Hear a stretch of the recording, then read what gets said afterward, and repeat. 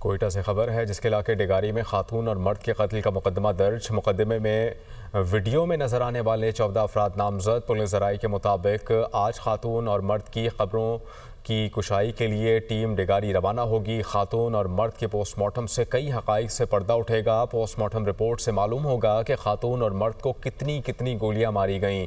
Postmortem report से मालूम होगा कि वाक़या कितने रोज़ कबल पेश आया।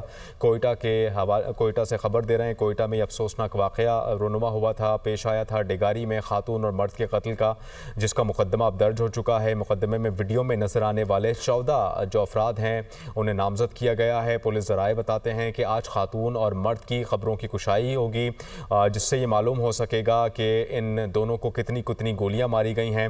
पोस्टमार्टम रिपोर्ट से ये मालूम हो सकेगा कि वाक़या कितने रोज़ कबल पेश आया था। अबरार अहमद हमें ज्वाइन करेंगे कोयटा से। अबरार, अपडेट कीजिएगा इस वाक़े से मुताल्लिक क्या पेशरफ्त हुई है और पुलिस क्या बताती है? जी हाँ, जो बलुस्तान के इलाका डेगर यहाँ पर ये जो वाक़या पेश आया था खातून और एक मर्द के कत्ल का, इसके जो मुकदमा है वाक़े का वो पुलिस स्टेशन हनावड़ा का जो है उसमें दर्ज कर लिया गया है। SHO हना के जो मुद्दयत में मुकदमा दर्ज किया गया है। मुकदमे में 20 से ज़्यादा अफराद के खिलाफ मुकदमा दर्ज किया गया है, जिसमें कत्ल, इक़दाम कत्ल और दहशतगर्दी की दीगर दफ़ात जो है इसमें शामिल की गई हैं। और पुलिस से ये भी बात सामने आई है कि आज जो मकतूलीन हैं इनकी कब्र कुशाई के लिए टीमें जो हैं वो यहाँ से रवाना की जाएंगी और कब्र कुशाई के बाद जो है वो लाशों को तहवील में लेकर इनका पोस्टमार्टम भी किया जाएगा, जिससे मज़ीद जो तफसीलात होगी। ठीक है, बहुत शुक्रिया अबरार।